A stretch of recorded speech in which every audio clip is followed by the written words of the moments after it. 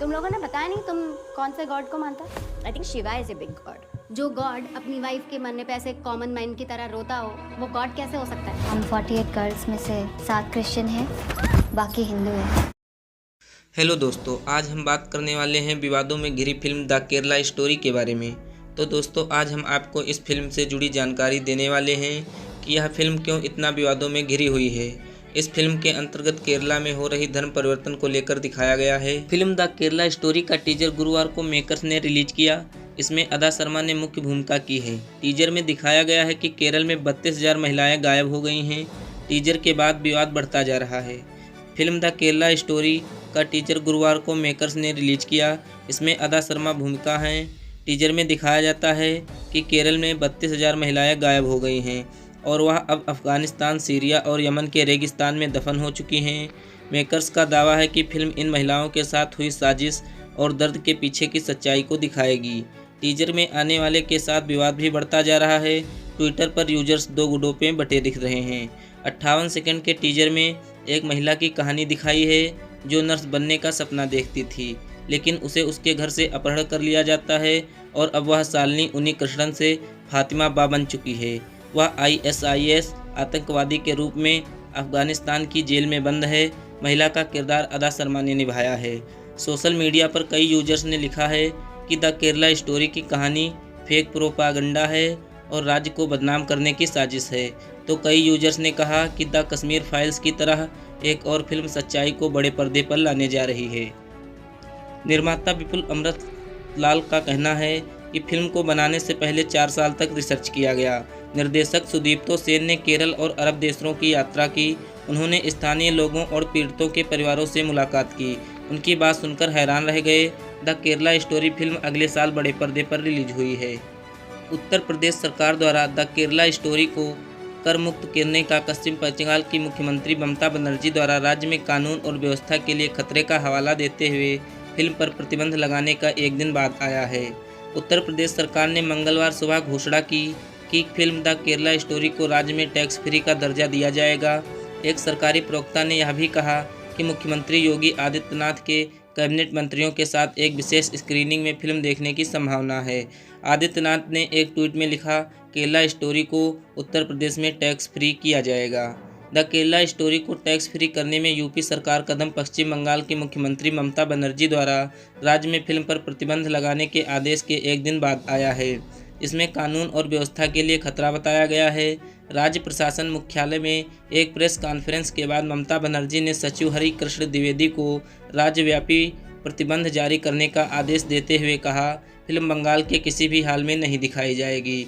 Film जिस तरह विपक्षी दलों ने कथित तौर पर केरल में महिलाओं के इस्लाम धर्म में धर्मांतरण और ISIS में शामिल होने के लिए विदेश में उनके प्रवास के बारे में झूठ फैलाया है, तमिलनाडु में भी समस्याएं फैल गई हैं। रविवार को तमिलनाडु थिएटर और मल्टीप्लेक्स ओनर्स एसोसिएशन ने इसे वापस कर लिया। मल्टीप्लेक्स से भाजपा ने तमिलनाडु के DMK सरकार पर सत्ता के दुरुपयोग का आरोप लगाया था और दावा किया कि पश्चिम बंगाल में अभिव्यक्ति की स्वतंत्रता नहीं है। पिछले हफ्ते केरल उच्च न्यायालय ने द केरला स्टोरी की स्क्रीनिंग पर रोक लगाने की मांग को खारिज कर दिया और केंद्रीय फिल्म प्रमाणन बोर्ड द्वारा जारी प्रमाणन को अवैध घोषित करने से इनकार कर दिया। इससे एक दिन पहले सुप्रीम कोर्ट ने फिल्म को CBFC द्वारा की गई मंजूरी को चुनौती देने वाली याचिका पर सुनवाई के लिए केरल उच्च न्यायालय को निर्देश देने की प्रार्थना पर करने से इनकार कर दिया गया।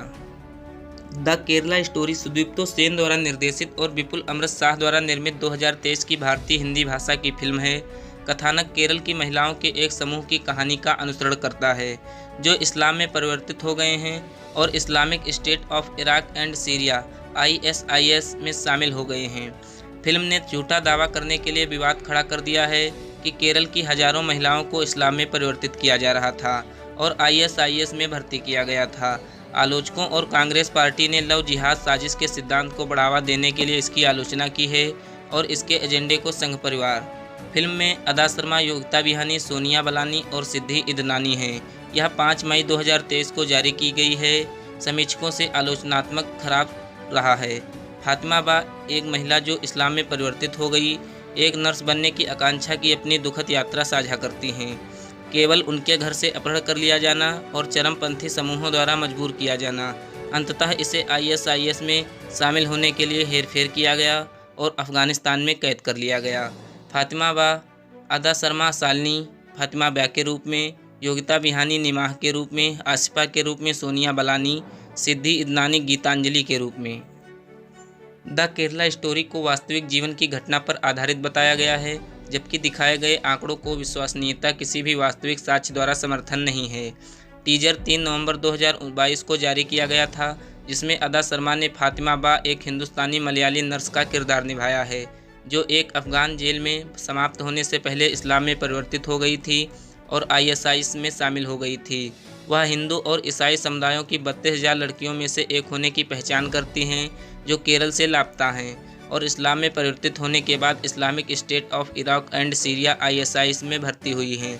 दावा किए गए आंकड़े व्यापक रूप से गलत हैं, जो गलत अनुवाद, गलत उद्धरण और असंबंधित आलातों की गलत प्रस्तुति से एक्सट्रपलेशन आधारित हैं। आफ्टवर्ज रिसर्च फाउंडेशन ने 2019 की एक रिपोर्ट में कहा कि 2014 और 2018 के बीच लगभग 60 से 70 व्यक्ति केरल में ISIS में शामिल हुए हैं। भारत सरकार के आंकड़ों के अनुसार कुल 100 से अधिक 200 भारतीय वर्षों में संगठन शामिल नहीं हुए थे। पर्याप्त मुस्लिम आबादी वाले किसी भी देश के सबसे छोटे आंकड़ों में से एक। अमेरिकी विदेश विभाग में आतंकवाद ने अपनी 2020 की रिपोर्ट के अनुसार किया था कि भारत के कुल 66 व्यक्ति थे जो उस समय ISIS में संबंध थे। फिल्म में दिखाई गई घटनाएं केरल की 4 महिलाओं से प्रेरित लगती हैं, जिन्होंने इस्लाम धर्म पर अपना लिया और 2016 और 2018 के बीच ISIS में शामिल होने के लिए अपने पतियों के साथ अफगानिस्तान चली गईं।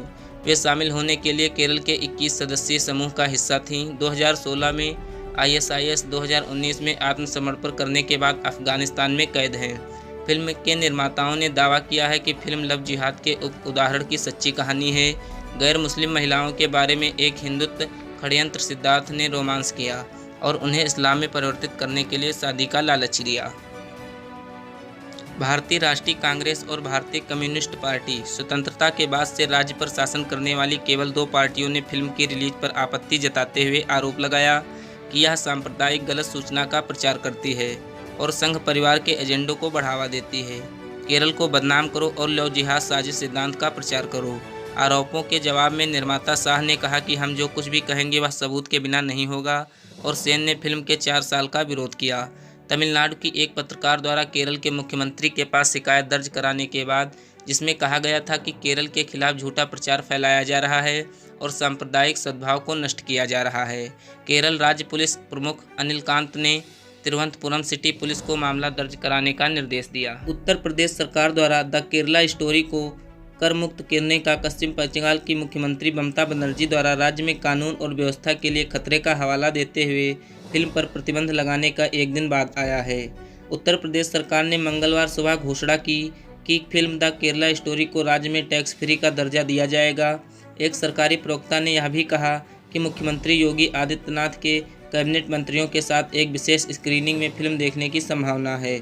आदित्यनाथ ने एक ट्वीट में लिखा, केरला स्टोरी को उत्तर प्रदेश में टैक्स फ्री किया जाएगा। द केरला स्टोरी को टैक्स फ्री करने में यूपी सरकार कदम पश्चिम बंगाल की मुख्यमंत्री ममता बनर्जी द्वारा राज्य में फिल्म पर प्रतिबंध लगाने के आदेश के एक दिन बाद आया है। इसमें कानून और व्यवस्था के लिए खतरा बताया गया है। राज्य प्रशासन मुख्यालय में एक प्रेस कॉन्फ्रेंस के बाद ममता बनर्जी ने सचिव हरि कृष्ण द्विवेदी को राज्यव्यापी प्रतिबंध जारी करने का आदेश देते हुए कहा, फिल्म बंगाल के किसी भी हाल में नहीं दिखाई जाएगी। फिल्म जिस तरह विपक्षी दलों ने कथित तौर पर केरल में महिलाओं के इस्लाम धर्म में धर्मांतरण और ISIS में शामिल होने के लिए विदेश में उनके प्रवास के बारे में झूठ फैलाया है, तमिलनाडु में भी समस्याएं फैल गई हैं। रविवार को तमिलनाडु थिएटर और मल्टीप्लेक्स ओनर्स एसोसिएशन ने इसे वापस कर लिया। मल्टीप्लेक्स से भाजपा ने तमिलनाडु के DMK सरकार पर सत्ता के दुरुपयोग का आरोप लगाया था और दावा किया कि पश्चिम बंगाल में अभिव्यक्ति की स्वतंत्रता नहीं है। पिछले हफ्ते केरल उच्च न्यायालय ने द केरला स्टोरी की स्क्रीनिंग पर रोक लगाने की मांग को खारिज कर दिया और केंद्रीय फिल्म प्रमाणन बोर्ड द्वारा जारी प्रमाणन को अवैध घोषित करने से इनकार कर दिया। इससे एक दिन पहले सुप्रीम कोर्ट ने फिल्म को CBFC द्वारा की गई मंजूरी को चुनौती देने वाली याचिका पर सुनवाई के लिए केरल उच्च न्यायालय को निर्देश देने की प्रार्थना पर करने से इनकार कर दिया गया। द केरला स्टोरी सुदीप्तो सेन द्वारा निर्देशित और विपुल अमृत शाह द्वारा निर्मित 2023 की भारतीय हिंदी भाषा की फिल्म है। कथानक केरल की महिलाओं के एक समूह की कहानी का अनुसरण करता है जो इस्लाम में परिवर्तित हो गए हैं और Islamic state of Iraq and Syria ISIS में शामिल हो गए हैं। फिल्म ने झूठा दावा करने के लिए विवाद खड़ा कर दिया है कि केरल की हजारों महिलाओं को इस्लाम में परिवर्तित किया जा रहा था और ISIS में भर्ती किया गया था। आलोचकों और कांग्रेस पार्टी ने लव जिहाद साजिश के सिद्धांत को बढ़ावा देने के लिए इसकी आलोचना की है और इसके एजेंडे को संघ परिवार। फिल्म में अदा शर्मा, योगिता बिहानी, सोनिया बलानी और सिद्धि इदनानी हैं। यह 5 मई 2023 को जारी की गई है। समीक्षकों से आलोचनात्मक खराब रहा है। फातिमा बा, एक महिला जो इस्लाम में परिवर्तित हो गई, एक नर्स बनने की आकांक्षा की अपनी दुखद यात्रा साझा करती हैं। केवल उनके घर से अपहरण कर लिया जाना और चरमपंथी समूहों द्वारा मजबूर किया जाना। अंततः इसे ISIS में शामिल होने के लिए हेरफेर किया गया और अफगानिस्तान में कैद कर लिया गया। फातिमा बा, अदा शर्मा शालिनी फातिमा बा के रूप में, योगिता बिहानी निमाह के रूप में, आसिफा के रूप में सोनिया बलानी, सिद्धि इदनानी गीतांजलि के रूप में। द केरला स्टोरी को वास्तविक जीवन की घटना पर आधारित बताया गया है, जबकि दिखाए गए आंकड़ों को विश्वसनीयता किसी भी वास्तविक साक्ष्य द्वारा समर्थन नहीं है। टीजर 3 नवंबर 2022 को जारी किया गया था, जिसमें अदा शर्मा ने फातिमा बा, एक हिंदुस्तानी मलयाली नर्स का किरदार निभाया है जो एक अफगान जेल में समाप्त होने से पहले इस्लाम में परिवर्तित हो गई थी और ISIS में शामिल हो गई थी। वह हिंदू और ईसाई समुदायों की 32,000 लड़कियों में से एक होने की पहचान करती हैं जो केरल से लापता हैं और इस्लाम में परिवर्तित होने के बाद Islamic state of Iraq and Syria ISIS में भर्ती हुई हैं। दावा किए गए आंकड़े व्यापक रूप से गलत हैं, जो गलत अनुवाद, गलत उद्धरण और असंबंधित आलातकों की गलत प्रस्तुति से एक्सट्रपलेशन आधारित हैं। आफ्टवर्ज रिसर्च फाउंडेशन ने 2019 की एक रिपोर्ट में कहा कि 2014 और 2018 के बीच लगभग 60 से 70 व्यक्ति केरल में ISIS में शामिल हुए हैं। भारत सरकार के आंकड़ों के अनुसार कुल 100 से अधिक 200 भारतीय वर्षों में संगठन शामिल नहीं हुए थे। पर्याप्त मुस्लिम आबादी वाले किसी भी देश के सबसे छोटे आंकड़ों में से एक। अमेरिकी विदेश विभाग में आतंकवाद ने अपनी 2020 की रिपोर्ट के अनुसार किया था कि भारत के कुल 66 व्यक्ति थे जो उस समय ISIS में संबद्ध थे।